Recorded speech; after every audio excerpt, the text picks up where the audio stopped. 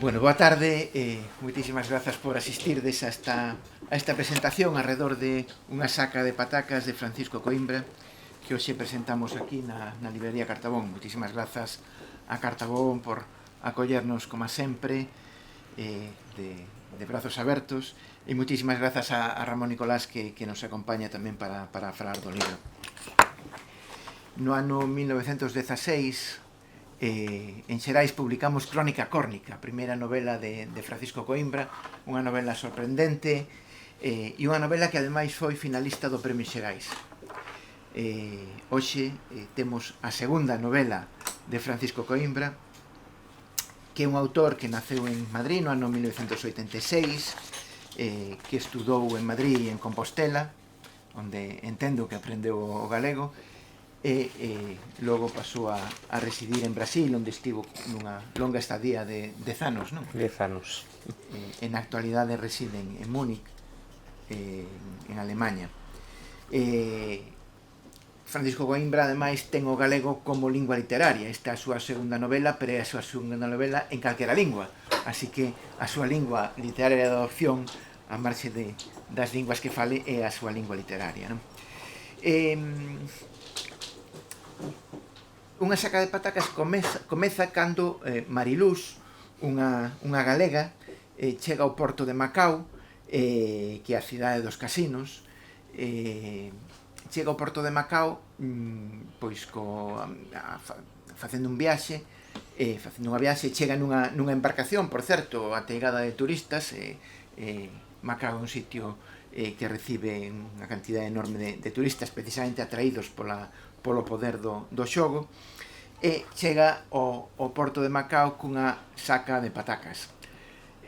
Dase a coincidencia que a pataca é tamén a moeda de Macao, chamase pataca, e a partir desa coincidencia pois prodúcese unha confusión que é a que dá lugar a todo o desenvolvemento da novela, non? Porque en canto Mariluz chega ao porto, pois empeza o ruxe de que hai unha vella millonaria que leva todo o seu caudal nunha saca que está chea de patacas, non? Entón, a partir de aí establecese todo un entramado que é o que dá lugar á trama, que por outra parte é unha trama na que o estilo ten unha importancia moi grande, non? Como sucedía coa anterior novela de Francisco Coimbra. A protagonista, ademais, ten unha forte identidade lingüística. Porque fala, digamos, coas súas características dialectais, con unha forza bastante salientable da oralidade, non? Que é algo que se respetou na edición, que caracteriza o personaxe, que é significativo, non? E probablemente esa circunstancia, pero tamén a lingua que fala, o galego, lle permite unha rápida conexión cos personaxes de Macao, non? E moi especialmente con Xosina, que é un personaxe que traballa no hotel, unha muller que traballa no hotel onde ela se aloxa con esa saca de patacas que digamos, é o leitmotiv da novela, non? Esta Xosina, por certo, é mozambicana, non? Tamén é un produto da emigración, que a emigración ten, a migración, os migrantes teñen un papel moi relevante tamén na novela, non? A pataca, evidentemente, non descubro nada novo, é un tubérculo ben coñecido por todos nós, que nos acompaña día a día nos nosos platos, é dicir, pero tamén ten moito de identitario, non? De alimento identitario para as galegas e os galegos, non? Entón, nese sentido, no sentido en que un elemento identitario tamén contribúe a reforzar, digamos, a conciencia e identidade da galega nese lugar, Macao, que é un lugar moi afastado, non? En Asia, frente a Hong Kong, pero ao mesmo tempo no que existe un vencellamento lingüístico, non? É certo que un vencellamento feble, porque o portugués é falado por unha parte moi pequena dos habitantes de Macao a día de hoxe, non? En todo caso, a trama é moi delirante, porque non pode ser máis que delirante de calquera xeito, pero é absolutamente verosímil, non? Que é o que é relevante para a literatura, non? E para unha novela, non? Que sexa verosímil.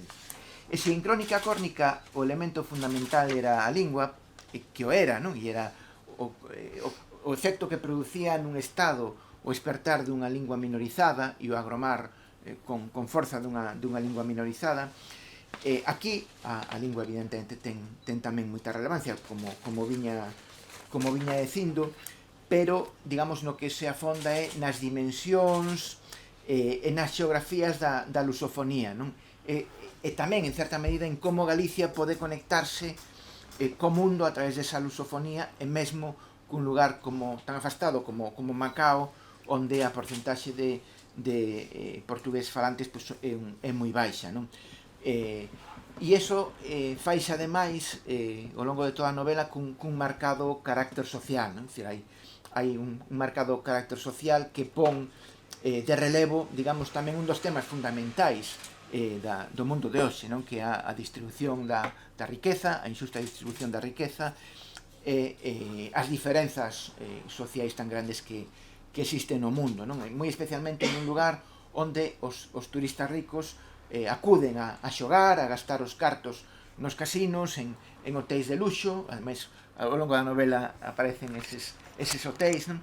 Pero ao mesmo tempo tamén está toda a servidume que está alrededor do turismo, as mulleres que limpan o servizo, é dicir, todo o que está alrededor do turismo, e que é fundamental tamén para que digamos, funcione socialmente, pero marca esa diferenza social tan grande que a novela tamén en certa medida denuncia, non?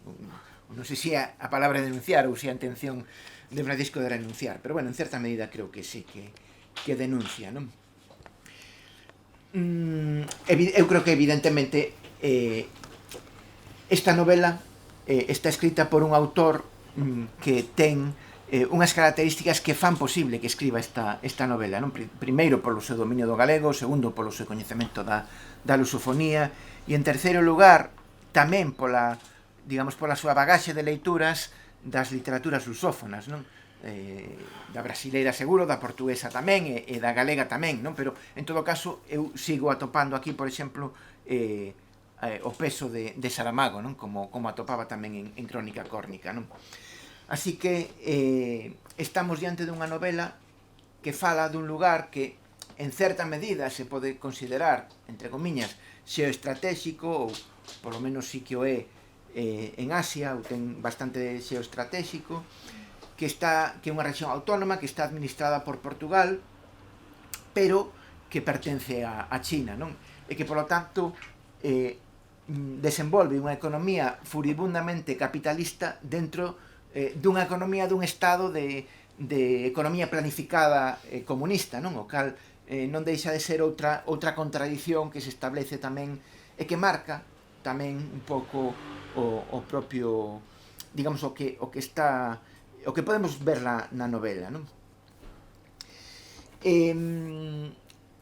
O narrador interpela os personaxes, interpela o lector, interpela máis o lector que os personaxes, tamén os personaxes interpelan o narrador, hai como unha doble, como un diálogo biunívoco, narrador-personaxes, personaxes-narrador, non? Facíao tamén en Crónica Córnica, non? E ás veces tamén aparecen moitos personaxes, porque realmente o importante son os personaxes centrais, pero aparecen moitos personaxes que eu casi me atrevería a decir que son eso que no cine se chaman figurantes, non? É dicir, que non son relevantes, pero que o narrador lles dá voz porque axudan a construir a atmosfera, non? Axudan a crear todo ese clima que nos sitúa no contexto, nese contexto dese Macao, non? Que onde Francisco Coimbra nos quere levar, non? E eso dentro dese estilo tan traballado, de frases longas, de unha cadencia moi marcada que Francisco vai construindo ao longo de toda a novela, porque digamos que é un pouco a súa marca persoal a hora de escribir, non? Non me quero prolongar moito, quero darlle paso a Ramón Nicolás Tamén é certo que estamos diante dunha novela que ten moitísimo humor, non? E eu creo que o humor é tamén a clave que nos sitúa nese contexto e que nos permite entendelo, porque aquí o humor ademais é unha arma reveladora, quero dicir que o humor nos fai en moitos casos comprender a comicidade ou o absurdo de moitas situacións, non? E ese humor, precisamente por iso, é unha arma reveladora, é unha arma que nos enfronta á realidade, non? E ao mesmo tempo que nos divirte, que nos fai pasar un bo rato, non? E iso é algo que se agradece moito, non? Hai unha ironía moi forte e hai un humor que en moitos casos ten moito que ver co humor galego, non? Co noso propio humor, non? Que é a retranca, non? Bueno, eu creo que remato xa dicindo que estamos diante dunha novela moi singular, como tamén o era Crónica Córnica, unha novela moi atractiva, unha novela fantásticamente ben escrita, e desde logo unha novela que paga a pena ler, que eu recomendo que todo o mundo lea, porque ademais nos aporta unha ollada global sobre a cultura galega que sobrepasa a ollada que habitualmente temos os galegos cando miramos cara fora. Nada máis e doulle paso a Moncho, moitas grazas.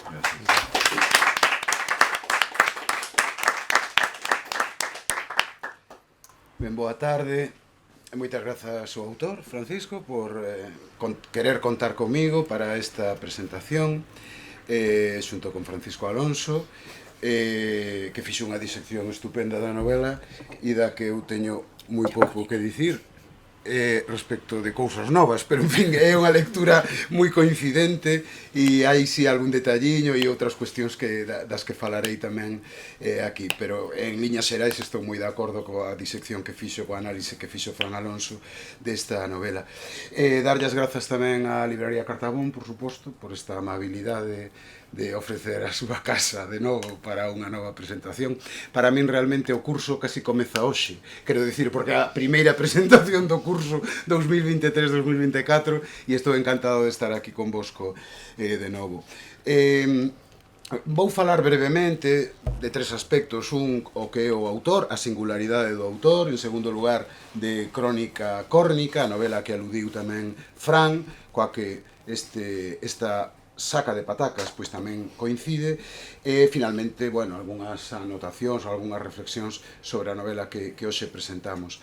Eu coñezo a Francisco Coimbra desde o ano 2016, máis ou menos, cando publicaches a primeira novela, que non sei moi ben por qué, un día quedamos a tomar un café. Recordo, creo que en Vigo. En Vigo quedamos. Si, a miña memoria xa últimamente... Porque ti escriberas unha... Escribira unha reflexión, efectivamente. Quedamos, bueno, efectivamente, puxenlle cara, tamén... sempre. Falamos, recordo aquel día con moito agrado, entón, polo tanto, era evidente que lle tiña que dicir que sí para acompañalo aquí. Non só polo coñecemento persoal, que logo despois veo a pandemia e outras moitas cousas, e xa, evidentemente, bueno, estes fíos así literarios, pois foronse facendo esperar ata a súa seguinte novela, que é a que hoxe presentamos, pero a min Francisco chamoume moita atención porque, sendo unha persoa con unha formación extraordinaria en linguas románicas, que podía escribir Crónica Córnica en catalán, podía escribilo en castelán, podía escribilo en portugués e probablemente noutros idiomas, pois escolle facelo en galego, cando a relación que ten con Galicia é o feito de pasar algunhas tempadas en Santiago de Compostela.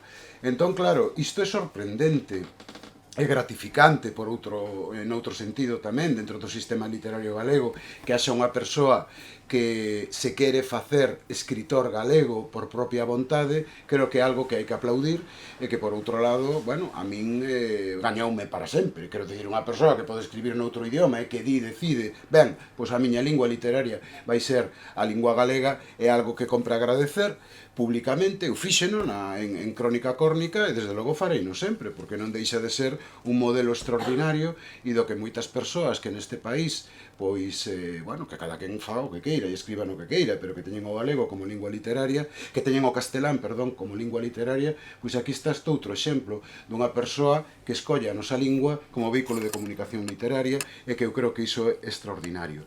E tamén quería salientar o feito de que Francisco é unha persoa tamén preocupada pola propia dinámica da lingua galega e en traballos de carácter ensaístico demostrou a través de análises pois a relevancia que ten a lingua galega e a lingua portuguesa en concertos internacionais, non? Entón, nese sentido, bueno, vemos comprobas que é unha persoa comprometida coa nosa lingua, co noso sistema literario e, polo tanto, insisto, como non estar aquí. Como Fran dixo, efectivamente, Crónica Córnica foi unha novela que resultou finalista do Premio Xerais e que non resultou gañadora, saiu publicada na editorial a que se presentou como premio e a min particularmente naquela altura pareceume un texto moi original, sabendo moi pouco de Francisco Coimbra, prácticamente o que aparecía ali na Lapela, que era o que me chamara a atención, que era a súa primeira novela e en lingua galega, unha persoa que non nacera aquí e que tiña un dominio ou que coñecía ou que manexaba, incluso probablemente para facer creación noutros idiomas nos que puido escoller. E a mí parecime unha novela escrita con pulso firme, suxestiva, distinta, en o que había unha reclamación claramente dos dereitos lingüísticos. Falo dos dereitos lingüísticos de carácter xeral, aínda que na ficción pois estaba aí esa confrontación non ficcional, sino na que entraba a ficción entre o córnico e máis o inglés. Malia que, evidentemente, esta sería un nivel de lectura, porque respecto da novela, eu creo que era un dos seus grandes valores, podía haber tamén outras moitas interpretacións. E daquela tamén me sorprendeu unha cuestión que non é moi común na literatura galega, e que era a clara admiración que a través de Crónica Córnica, e tamén aparece aquí, facía Francisco da escrita de Xosé Saramago. Porque realmente, malia ser un escritor portugués, próximo a nós, non hai moitas voces no sistema literario galego que adopten unha perspectiva narrativa como a de Saramago e fundamentalmente, bueno, no xogo do narrador, da voz do protagonista e tal, eu creo que está aí moi presente.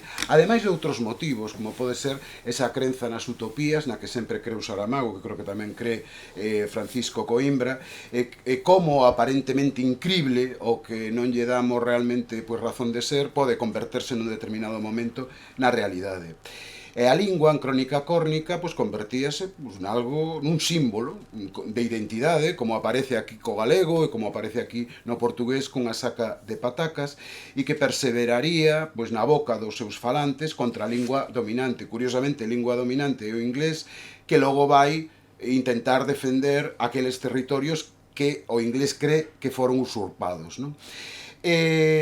Ademais, en Crónica Córnica, e concluo xa falando respecto desta novela, vaise tecer tamén unha rede de afectos e de desafectos. Estou de acordo con Fran cando comentaba tamén a aparición aquí de determinados figurantes. Eu creo que naquela e esta son novelas, ainda que tal vez dicir isto sexa unha verdade de pé de banco, unha novela de filiación moi cinematográfica na súa en como está ideada e de alguma maneira tamén como está desenvolta.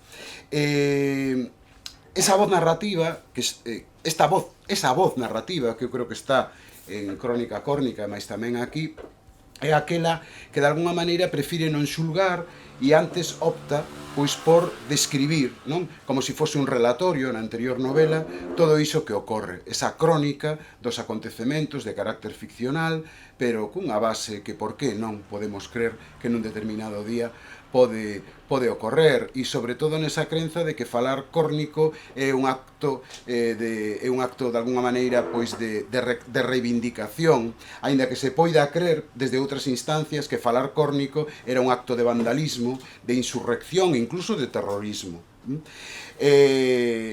Pero nese ámbito van sempre xurdir redes de afecto, redes de solidaridade, redes de comprensión, e non vos conto máis da novela porque tamén, como a esta, recomendo a súa lectura porque é un texto realmente moi interesante. En a novela que hoxe presentamos, pois efectivamente, como Fran Alonso comentou, hai unha patente preocupación pola lingua, e pola lingua galega.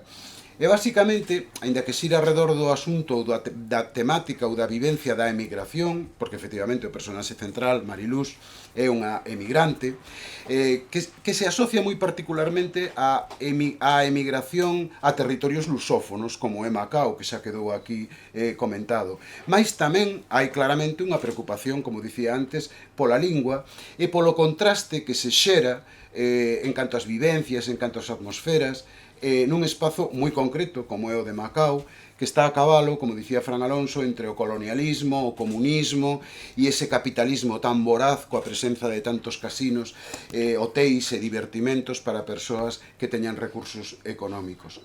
A novela, como veredes, eu non quero adiantar moitas cuestións do argumento, porque eu creo que compre que o descubrades por vos mesmos, vos mesmas, articulas a través de 2 bloques, son 2 xornadas, que en xeral van recollendo acontecementos que se dan ao longo de 2 días e están recollidos nunha liña de carácter cronolóxica que arrincan dunha maneira natural, avanzan tamén dunha maneira natural e van baseándose nese equívoco que comentaba Fran Alonso, a cuestión das patacas. Non sei se recordará Fran, porque ten a mesma formación e coincidimos tamén en Compostela, nas clases de Pilar Vázquez Cuesta, aínda que era a primeira hora, pero Pilar Vázquez Cuesta foi a primeira persoa que nos falou xustamente das patacas, non? Como moeda de uso en Macao. Pilar Vázquez Cuesta sabía moitísimo de lusofonía, sabía moito de portugués, cara coa autora dunha gramática de portugués. E daquela, fora hai moitísimos anos, a primeira que me chamara a atención, efectivamente, pola cuestión do termo, non? E do que se utilizaba como a moeda habitual en Macao, e esas vinculacións que se asociaban a pataca, non? Como algo propio de nós, e que mesmo tamén está moi presente na nosa literatura. A partir dese equívoco que Fran xa comentou, pois de algún xeito cando xorde o enredo, como leva ese saco de patacas, pois enténdese que leva unha enorme cantidade de diñeiro, cando realmente o único que son patacas. E desde aí xorde, desde este equívoco, unha serie de situacións, mesmo de carácter divertido. Eu estou con Fran en que esta é unha novela pois divertida, unha novela humorística, unha novela con moito humor galego, non? Que é algo que se agradece tamén e pouco presente na nosa narrativa, que en algúns casos tan seria que nunca hai lugar para o humor. Neste caso sí que o hai. A partir de aí, insisto, dese equívoco xorden moitas situacións que eu aquí non vou revelar, porque deberedes de coñecela coa vosa lectura, pero sí, vos quería dicir que conclúe todo cun final moi copoliano, non? Arredor do que as patacas serven fundamentalmente, que é para unha gran tortilla. Entón, este final a min gustoume moito, porque de algún xeito significa converter esa realidade en algo que nos resulta moi próximo. Saliento o humor, como dixen, moito humor, moito divertimento. É unha novela, por outro lado, extraordinariamente ben documentada, por facer unha pequena referencia, o ben que cose Francisco a historia da cidade, a historia de Macao como un territorio con todas as súas características e circunstancias tan particulares, ou, e non vou falar de personaxes concretos, pero sí de algúns corais, como estes que aparecen pertencentes á suposta Asociación Chinesa de Profesores de Portugués, ou non, que hoxe está aquí o autor, eu non sei se isto existe, ou é unha licenza do autor, pero Podría existir, podría existir, pero bueno. Pero posibilita esta asociación a inclusión de parlamentos sobre o ensino do portugués e outros temas que realmente teñen unha aplicación real no ensino galego, aínda hoxe en día aquí tan de costas ao portugués, malia haber unha lei Valentín Paz Andrade que non queda prácticamente en nada. Creo que últimamente, o INC se vai reactivar a ver se é certo. Da novela gustanme tamén moito os parlamentos en un galego dialectal, comentaba Fran antes, mas tamén a inclusión de fragmentos en portugués de Macao, do Brasil ou de Mozambique, que lle outorgan viveza á novela e que, por outro lado, é unha cousa importante, que centran un pouco esa orientación que tal vez estea na novela da reclamación da lusofonía como un espazo natural, tamén de desenvolvemento da nosa lingua, coa lingua irmá, coa lingua portuguesa. Eu creo que unha saca de patacas insiste con fortuna no camiño polo que optou o autor xa na anterior novela, e que é, volvendo un pouco ese exemplo de Saramago, o uso dunha voz narrativa moi particular, que é un personaxe máis, que domina a totalidade da narración, e que de algún xeito cede a voz, como comentaba Fran, mesmo a figurantes, outros personaxes que teñen unha maior solidez, e que do que fai un uso realmente extraordinario, e que a min me gustou moito. Tampouco resulta algo menor, como sinalei, o apelo a esa visión internacional do uso da lingua galega, que abre fronteiras entre persoas moi distintas, que isto é unha realidade, pero que en moitas ocasións non se quere ver, e que nun momento que ademais como o actual, no que, a nosa lingua parece que ten problemas para se desenvolver, por exemplo, no Congreso, con toda a liberdade do mundo, pois é unha novela que nese sentido pode abrir os ollos ás persoas e subliña a diversidade lingüística e a importancia que esta ten. Entre outros moitos valores, tamén de carácter crítico, que apuntaba Fran Alonso, do deseño dunha sociedade como a de Macao, realmente ben singular e curiosa. E vou finalizando xa. Nun cuestionario Prus, e isto non llo dixe nunca ao autor, porque tampouco tivemos moita ocasión, respondeume que a súa devoción na prosa era Xosé Saramago sempre e en primeiro lugar. Logo tamén citaba a Tabucchi, Manuel Puig e Stendhal, todos eles nas súas respectivas linguas. Dicía, non acostumo a ler traducións. E preguntado por un libro, e mirade que hai libros que terá lido Francisco Coimbra, por suposto, escolleu un, que é Levantado do Xao. E a min, esta escolla do autor de Saramago e a escolla de Levantado do Xao, nunca llo dixen, pero me emocionou moito, porque Fran sábeo, en quinto de Filoloxía Galego-Portuguesa, tiven a ocasión, a través, sobre todo, da relación de admiración que eu tiña por Pilar Vázquez Cuesta, de poder coñecer a Saramago, de poder presentalo nunha conferencia que el deu ali na universidade. Previamente fixera un traballo tamén que me obrigara a ler as 5 novelas de Saramago que tiña publicado ata o ano 1989. E entón, cada vez que vexo alguén que reclama a vixencia e o modelo literario de Saramago, emocioname, porque tamén teño certas experiencias de carácter negativo. Ese mesmo verán do 89, na Universidade de Letras de Lisboa, falando con algún profesor da Facultade de Letras, fixeron uns comentarios un tanto despectivos daquel Saramago que aínda nin siquiera era candidato ao premio Nobel. É dicir, falara, recordo perfectamente, da literatura de Saramago como se fose como a marca dunha lavadora, unha cousa así. Notaba moito desprezo por parte de algúns membros das institucións universitarias de letras de Lisboa, e iso, realmente doeme un pouco, ou fíxome poñer en dúbida, digo, por esta paixón que eu teño por Saramago será unha cousa que estou cegado eu polo personaxe, ou realmente é así? Eu creo que realmente era así. Entón, atopar alguén que reclama a vixencia de Saramago como escritor e, fundamentalmente desa gran novela que é Levantado do Xao, pareceume extraordinario. Comunico yo agora ao autor, porque creo que nunca tiven ocasión de dicirlo. Aí confluímos moito nesa admiración literaria.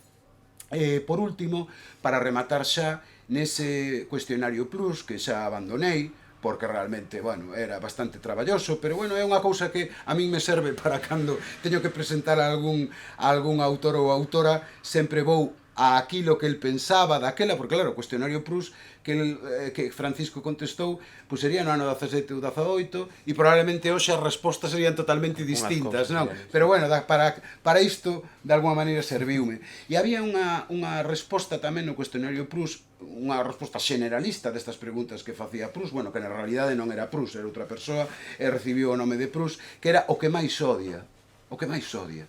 E entón, Francisco Coimbra contestou: a ignorancia e a crueldade, non sei se lembrará disso, son dous fortes alicerces do fascismo. E efectivamente estou moi de acordo con isto, e pasados os anos, desde logo, desde que ti contestaches isto ata hoxe, cada día me dou máis conta que efectivamente a ignorancia e máis a crueldade son esteos básicos do fascismo contra o que temos que loitar todos os días no que poidamos. E, en fin, quedo aquí. Grazas, Francisco, por esta novela, pola túa anterior novela, e, sobre todo, grazas xa, me adianto, polas que teñen que vir, que teñen que ser máis, e que, desde logo, bueno, aquí terás un lector seguro, devoto, como outra xente que está aquí, que seguramente así tamén o pensa, e un editor tamén que seguramente turrará por ti. Bueno, pois moitas gracias. Moitísimas gracias. Nada, un placer. Gracias.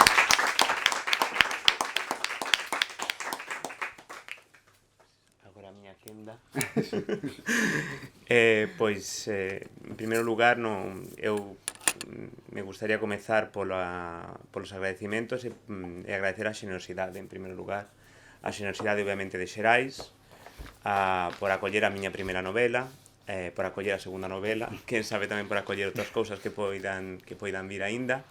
A xenerosidade enorme de Moncho, non só aceptando o convite, senón todas as palabras que dixo agora, e a xenerosidade de Cartabón, da librería e de todos vos, que con esta calor que vai, decidiches entrar en este forno que agora xa se está moi ben, o ar condicionado notase moito, e decidiches pasar esta tarde aquí connosco. Entón, de verdade, agradezo toda esa xenerosidade con unha historia ou con unhas historias que eu pensei, que eu sinceramente a veces tamén pensei se alguén entendería o que eu estaba escrevendo, no sentido, bon, agora vou falar un poquinho sobre iso, e ver que sí, que alguén entendeu, que dedicou un pouco de atención a iso que estaba facendo, eu se podo agradecer. Dito iso, e tamén, non sei se teremos un tempo para algunha pregunta, algunha curiosidade que tal vez teñades, e por iso non quero me estender moito, ata porque tamén xa despois de Fran e despois de Moncho non hai moito máis, non teño moitas palabras, pero tal vez poida poñer un punto de atención sobre algunhas cousas que xa foron ditas por eles, outras que están aquí na lapela e que podedes ler, para quen xa leu a novela ou quen vai a lela despois ides descubrir, pero, bueno, poderíamos o subliñar algunhas cuestións que eu fun anotando e que poden ser interesantes. E a primeira cuestión sempre a mesma. Na primeira novela en 2016, agora no diario Nós publiquei unha pequena entrevista tamén na Voz de Galicia, e a pregunta sempre a mesma imprimis, non? Que é a lingua. Que porque o galego, que a lingua galega, que eu non nací en Galicia e estas cousas. Primeiramente, gustaría de dicir que a identidade sempre está en devir e que nós temos o direito de autodeterminación sobre nosas identidades. Sobre nosas identidades que non son de unha vez, nin teñen só unha forma e unha camada, unha capa, senón que están en devir e que poden ser moitas e múltiples. Nese sentido, tal vez algún día escriba unha novela en outra lingua ou en outras linguas. É verdade que podería intentalo en outras linguas das que falo, linguas coas que convivo, e que eu sei para escribir outras cousas, como artigos científicos, esas cousas. Tal vez algún día o faga, non sei. Pero as dúas que fixen até agora, que son as dúas únicas que fixen, e que están en galego, Crónica Córnica e unha saca de patacas, se as ledes, comprenderedes rapidamente que non terían sentido en nenhunha outra lingua. Unha saca de patacas, pataca, ese xogo, ese equíproco, ese equívoco que o eixo da narración funciona só en galego, non funciona nin en portugués, non? Por dicir unha lingua próxima, obviamente non en español e tampouco funcionaría en outras linguas. A ambientación atlántica, a temática céltica, que é tan importante en Crónica Córnica, non tería a mesma resonancia se tivese utilizado o catalán. Crónica Córnica penso que debería estar escrita sempre nunha lingua das chamadas minoritarias, porque facelo nunha lingua hexemónica podría ser traducido, pero para min non tería o mesmo peso. Entón, non é que estas novelas estean escritas en galego, é que, do meu punto de vista, estas novelas só poden existir en galego.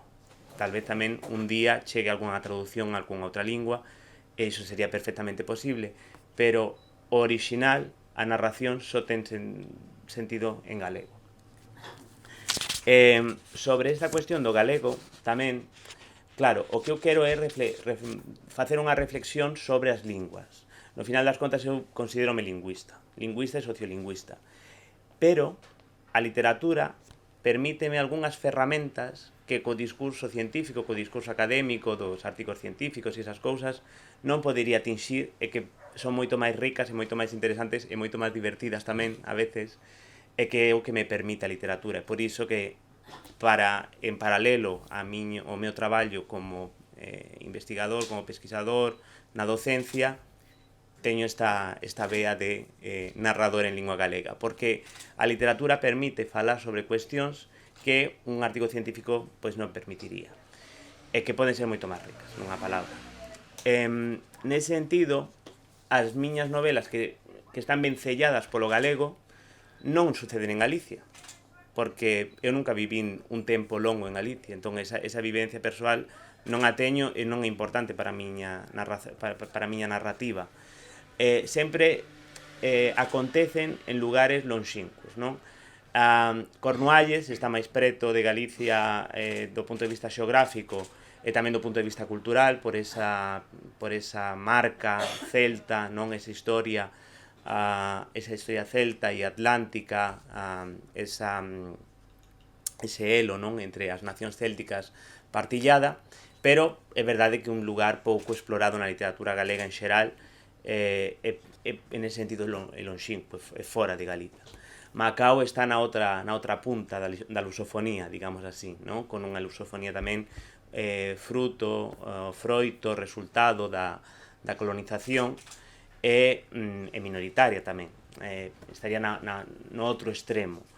Entón, eu quero facer unha reflexión sobre cuestións lingüísticas da lingua galega e das linguas minoritarias, da diferencia de poder entre as linguas e entre as comunidades que as falan, pero sempre con ese ollar de fora. Con ese ollar de fora que, por un lado, dunha banda, coido que é mellor porque non vou falar de Galicia para as galegas e os galegos. Sería moi pretencioso da miña parte.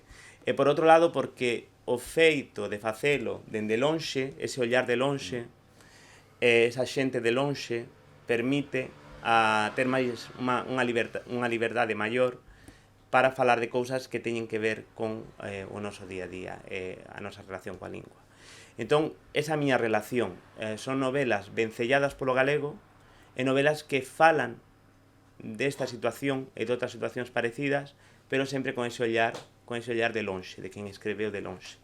Por iso tamén tal vez sexa importante para min por, no final das novelas, as cidades onde eu as escribí.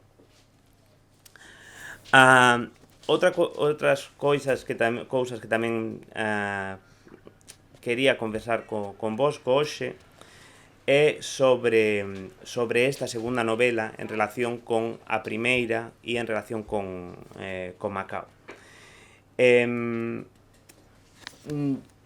A novela ten a partir deste equívoco entre as patacas tubérculo e a pataca moeda, un equívoco que nós, como lectoras e lectores, temos o privilexio de coñecer dende a primeira páxina, porque xa na primeira páxina puñemos aquí, está posto a definición do dicionario, non? Da Real Academia Galega, aquí. Con nós, desde a primeira páxina, xa sabemos que aquí hai un equívoco evidente entre esas dúas patacas. As nosas personaxes non teñen tanta sorte, non teñen que descubrilo pouco a pouco. Entón, a partir dese equívoco da pataca tubérculo e a pataca moeda, hai esas dúas reflexións en paralelo que acompañan a narración. Por un lado, a lusofonía, a lingua galega nesta lusofonía, o que eu chamo as palabras da tribu, é dicir, ese tesouro compartillado, e por outro lado as contradicións do mundo en que vivimos, non? Como é posible que nun país que se di de economía planificada comunista exista este exceso que son os casinos e a cidade dos casinos que é Macao. As persoas que gastan todo este diñeiro a desbalde e as persoas que serven para que este mundo de luxo funcione, non? As persoas que limpan, as persoas que recollen as maletas, etc. Entón, estas contradicións acompañan a reflexión da lingua. Coido eu que non fago unha denuncia, porque o meu narrador ten moi pouca autoridade. É máis poñer de manifesto isto, dicir como é posible que estas cousas se estean no noso mundo e de feito están. Entón, é máis por poñer de manifesto, evidenciar esas contradicións, porque tamén eu penso que escribo para lectoras e lectores intelixentes. Entón, coido que despois, poñendo iso de manifesto, cada un pode chegar ás súas propias conclusións. Non teño interese en dirixir o pensamento da persoa que estea lendo cara a unha única dirección, e isto non teño esta paixón evangelizadora. Algúnha outra cosa aínda, se tedes un poquinho máis de paciencia. Por un lado, entón, temos estas contradicións. É verdade que temos, entón, o tema da lingua, que iso é moi compartillado con a primeira novela. A cuestión máis forte das contradicións sociais, que tamén aparecían un pouco en Crónica Córnica, mas que aquí son máis fortes, se cadra. En ese sentido, tamén nesta segunda novela, coido eu que conseguín concentrarme en algunhas personaxes de forma máis concreta. Entón temos un grupo de aproximadamente 6 personaxes que van tecendo a narración e que van se xuntando pouco a pouco, facendo unha comunidade bastante curiosa e que ten en común estas palabras da tribu, non? Temos brasileiros, temos a personaxe de Josina, que é de Mozambique, temos Mariluz, que é a protagonista, non? A que chega coa saca de patacas, que na verdade é un agasallo que quer levar para a súa sobrinha que está a traballar en China. E vaise construindo pouco a pouco esta comunidade tan curiosa. Nese sentido, conseguín tal vez facer algunhas personaxes, desenvolver algunhas personaxes, estas 6 personaxes, e concentrar a atención nelas. En canto en Crónica Córnica, a cousa quedaba máis, do meu punto de vista polo menos, nunha especie de personaxe colectiva, non? E repetíase moitas veces esas 500, 546.000, 600 persoas que eran os habitantes de Cornualles. Entón, desta vez temos esas personaxes que son só 6 e non son 500, e que conseguimos polo menos que as lectoras e os lectores teñan un coñecimento máis de quen son esas persoas que están aí. Por comentar algunha diferenza entre a primeira e a segunda. Na novela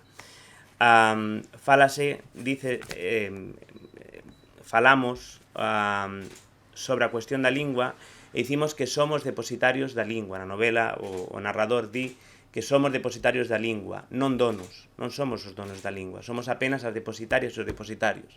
A lingua, esa lingua que agora falo convosco, na cual escribo, despois vos iredes facer preguntas e tamén iredes usala, agora é falada por nós, pero denantes de nós foi de moitos, e tamén esperamos que no futuro sexa de moitos outros máis, non? A pesar de todas as cousas. Entón, somos depositarios e depositarios da lingua, e a pregunta é que queremos facer con iso? Que imos facer con iso? A pregunta que podemos nos facer cada un de nós. No ensino, como Ramón que se dedica ao ensino, na edición, como Fran, e cada unha nas nosas vidas. Que imos facer con esas palabras que hoxe nós estamos a agardar e que mañá serán de outras persoas como onte foron de outras denantes de nós. E vemos que hai unha tendencia global, infelizmente que está moi aínda arrelada aquí na Galiza, que é que o galego pois que é unha lingua que non serve para moito, que está aquí, e que xa está, e que o importante é o castelán, senón o inglés, pero vemos que tamén hai unha tendencia que vai noutra dirección. Por fin, as linguas poden ser usadas no Parlamento Español. Esperemos que a cuestión da oficialidade en Europa poida tirar para a frente, para adiante, veremos que vai pasar. E estaba pensando tamén que cadrou nesta semana, non, o Festival da Concha de Oro en San Sebastián, que pola primeira vez unha muller, verdade, que Ione conseguiu este premio con un filme, con unha película que está rodada en galego. Entón vemos que o galego pode ser unha lingua de expresión literaria moi importante, sempre foi, dende a Idade Media, pode ser escrita, e se é interesante o que se di, no final das contas, para min é iso o máis importante, que poidamos dicir algunha cousa que sexa interesante. As cousas que eu quixen dicir a través da linguaxe literaria até agora só serían interesantes se fosen en galego, e por iso é que usei o galego para facelas. Era iso que quería dicir até agora, e a verdade é que se falades vos un pouco e preguntades alguna cousa, eu estarei moi contento. Moitas grazas.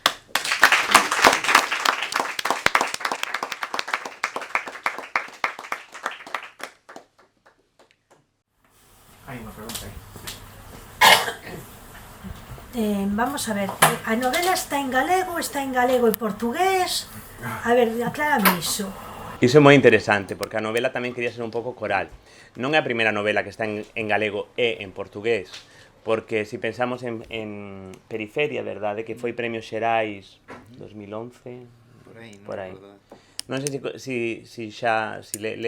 lestes Periferia, é unha novela ambientada en Brasil, no Brasil, e a verdade é que Periferia ten moito máis portugués, tamén é unha novela máis volumosa que a miña, e ten partes importantes en portugués. As partes en portugués aparecen en cursiva para diferencialas do galego, e teríamos como 3 partes a novela. A novela tería 3 partes lingüísticas: a voz do narrador, que é galego normativo; a voz de Mariluz, que sería un galego con fortes marcas de oralidade, dialectalizado do bloco oriental aproximadamente, e despois as personaxes que falan portugués. E nas personaxes que falan portugués eu tentei tamén recrear a variedade falada por cada unha desas persoas. Entón, as personaxes que son brasileiras falan portugués brasileiro, pero hai outro personaxe que é portugués, fala portugués de Portugal, e a mozambicana eu fixen unha cousa un pouco Mia Couto, na medida das miñas posibilidades. Entón, esas palabras espidas que aparecen en algún momento, en algún capítulo, esas palabras espidas da norma, que como fala Mariluz. Pero entón teño que buscar un dicionario portugués para poder ler a túa novela. Coido eu que non. Coido eu que non vai ser que vai ser máis doado. Se sabemos que NH corresponde con ñ, alguna cousa, vai ser máis doado. E a verdade é que a presenza do portugués é moi anecdótica. É moi anecdótica, non ten un protagonismo moi grande. Pero de calquera forma é interesante pensar que non é a primeira novela que usa o portugués. Tamén porque iso é unha cousa que dentro do universo narrativo que está sendo construído é importante esa presencia. Non é gratuita, non é por facer alguna cousa, sino que dentro do universo ocupa unha parte significativa para a construción. Bueno, entón podeche facer unha pregunta. Entón, se che ocurra escribir outra novela e, por exemplo, ambientas en Londres, podome atopar unha novela escrita en galego, despois, como hai un falante nativo inglés, escribirás en inglés como se falara a reina de Inglaterra, e despois se aparece por ali un sueco, igual lle metes un pouco de sueco.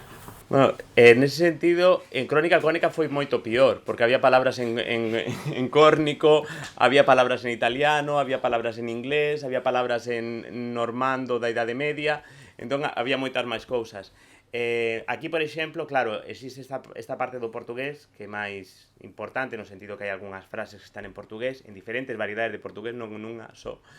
Pero tamén aparece algunha cousa en chino, en chinés. Pero entón, espera, o chinés o traes ao final un glosario, non? Todo traducido.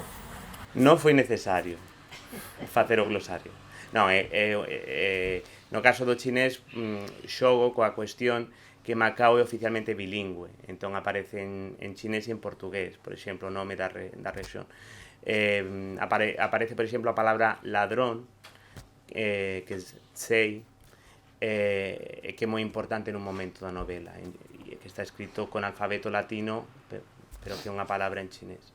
Eu son lingüista, entón traer as outras linguas na narración é moi importante. A narración é en galego, eminentemente en galego, pero non dende un punto de vista monolingüe, porque para min iso tamén é unha ideoloxía, a ideoloxía do monolingüismo.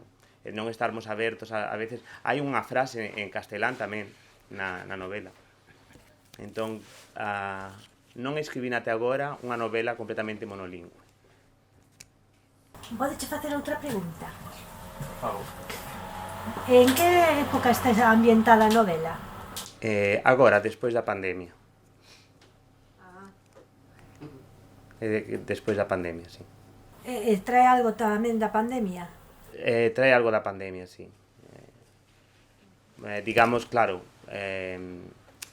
está ambientada na China, non en Macao, entón, sendo de unha ambientación contemporánea, non podería ignorar a pandemia, neste caso.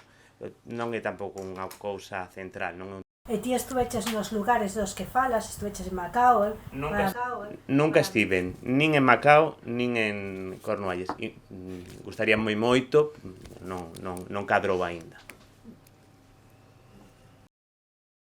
E entón por que ambientas aí, se nunca estuveches? Claro, porque, bueno, quen fixo os libros de Narnia, coido eu que non foi a Narnia, nin Tolkien estivo Hogwarts. Porque teñen unha importancia narrativa. Cornualles é unha imaxen de unha nación sin Estado, pero se o fixese en Galicia para falar dos problemas da identidade sería moi complicado porque tería que pensar nunha situación real. Cornualles permíteme esta liberdade. Cornualle é un país literario moi importante dende as novelas artúricas. Entón, por iso, escollín Cornualle por ese motivo. Macao ten esa cuestión que pataca, moeda e pataca, tubérculo, só pode funcionar en Macao, non pode funcionar en outro lugar. Entón, por iso escollín Macao.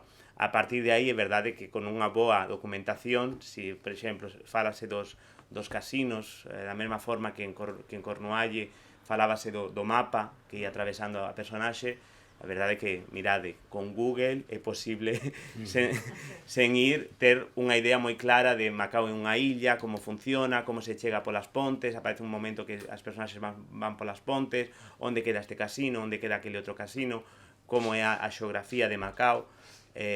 Internet permítenos viaxar sen viaxarmos a veces.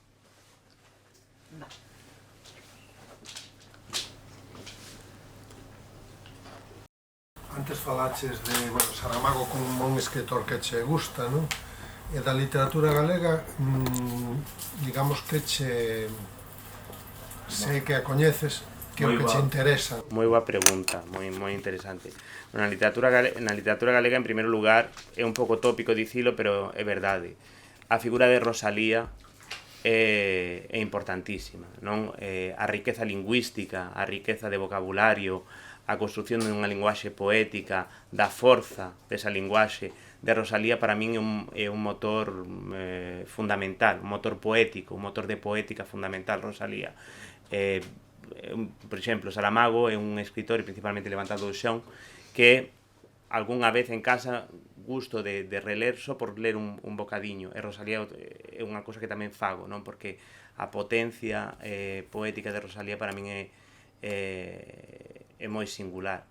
Alén de Rosalía, claramente, tamén tento estar actualizado das cousas que van saindo dos últimos tempos, entón, pois, tamén lín as novelas de Ramón, as narracións e a literatura de Fran Alonso, Daniela Sorey, miro un poquinho así que cousas están sendo publicadas, os premios xerais de cada ano, etc.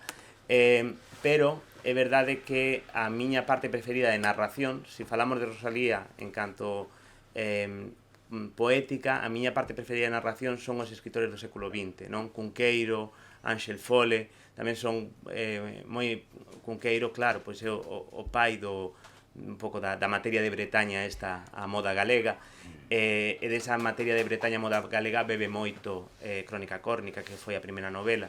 Entón, é un galego moi dialectalizado tamén, o galego de Cunqueiro, o galego de Ángel Fole, é un galego oriental como o galego de Mariluz. Entón, eu quería escribir unha novela en que aparecese a palabra seña. Espero que seña bo. Eu quería facer iso.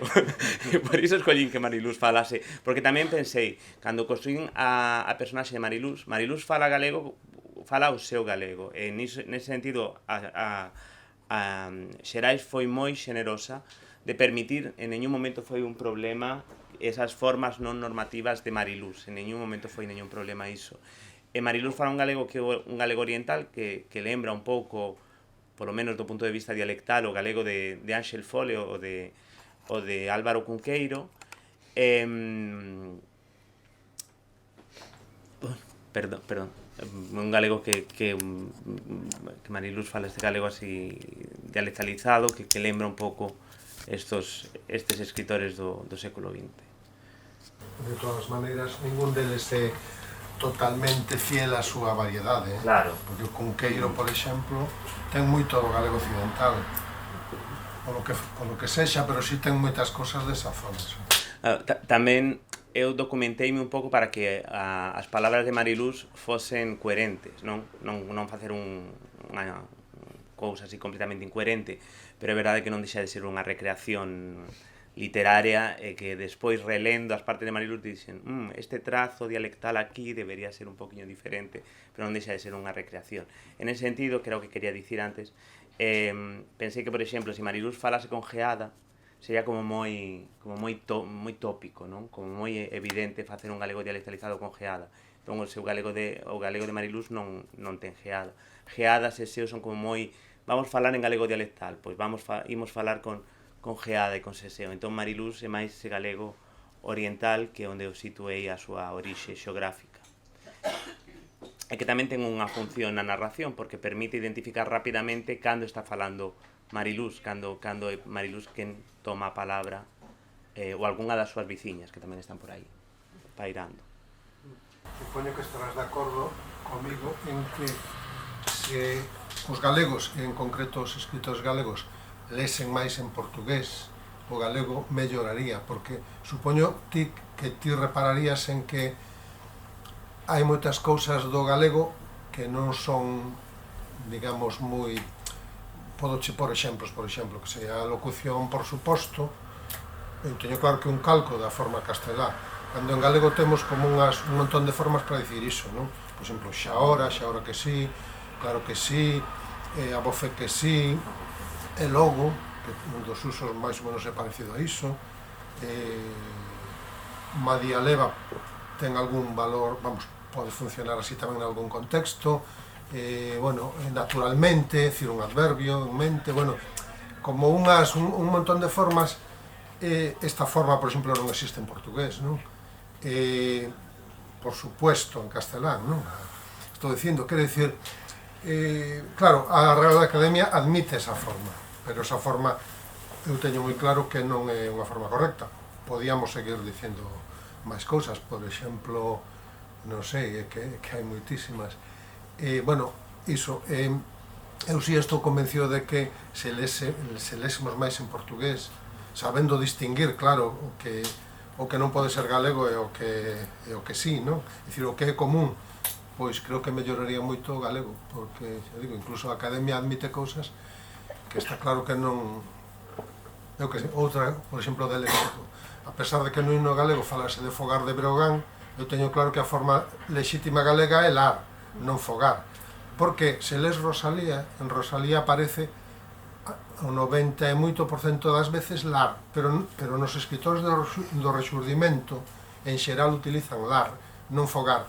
Eu teño a teoría de que é polo himno galego que se estendeu, pero a forma coincide co portugués. En portugués fogar non existe, que eu saiba. É lar. E de feito lar é unha palabra que ten moita familia léxica, non?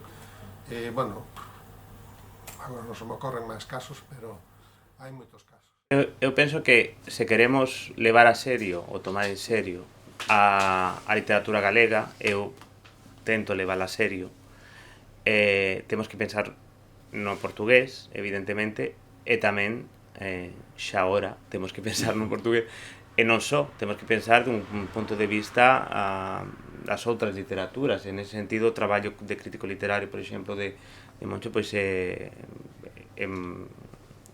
moi coherente.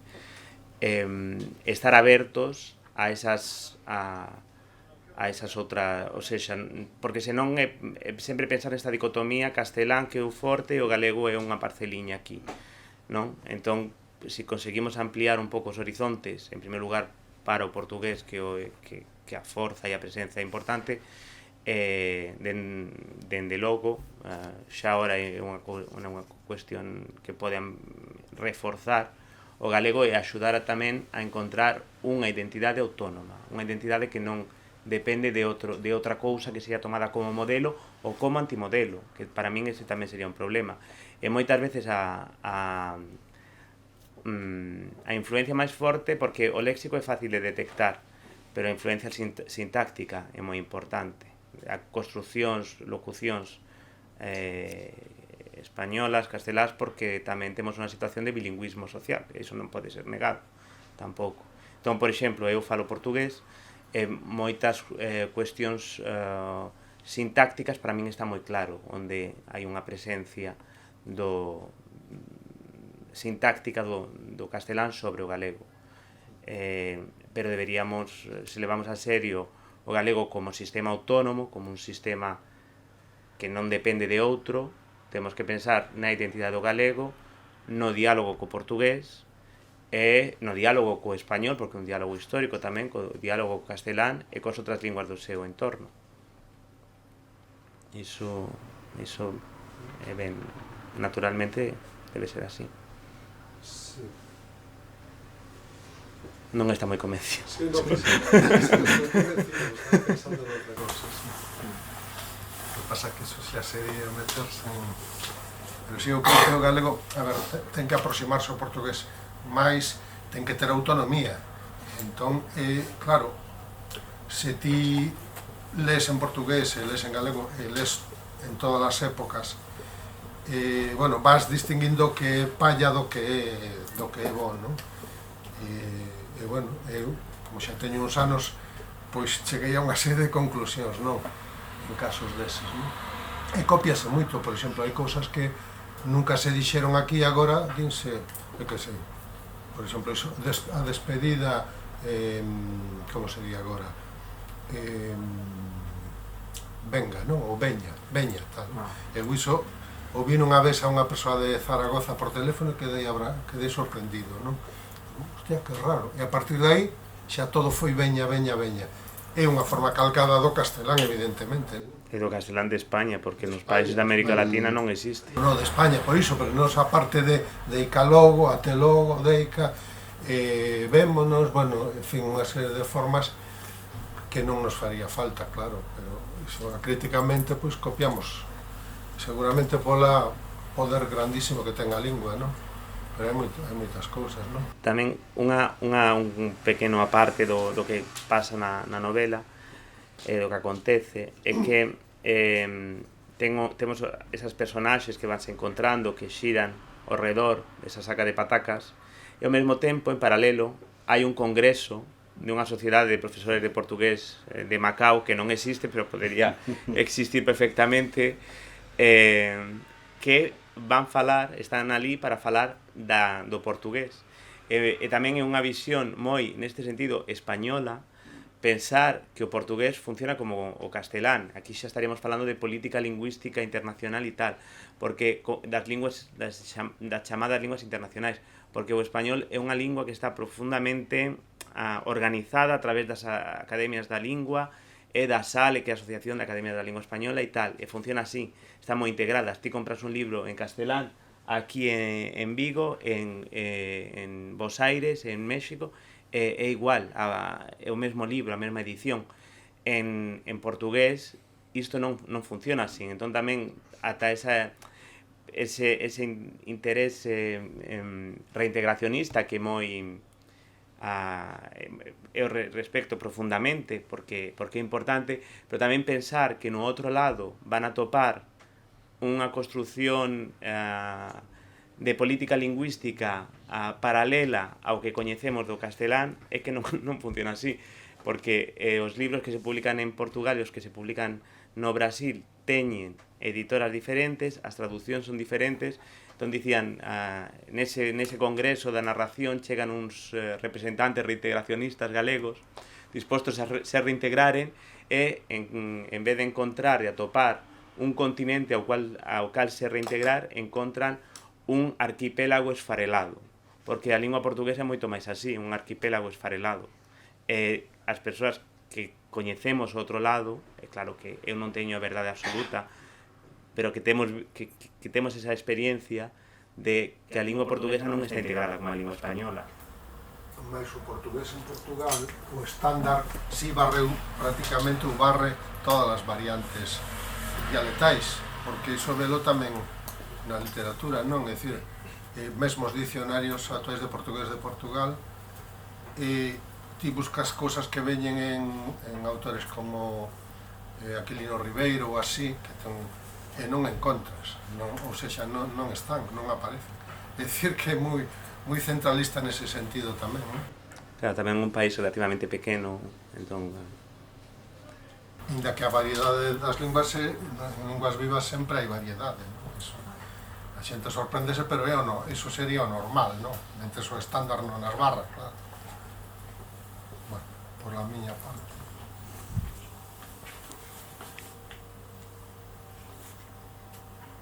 Se non hai máis preguntas, pois damos o acto por concluído. Moitas gracias. Moitas gracias.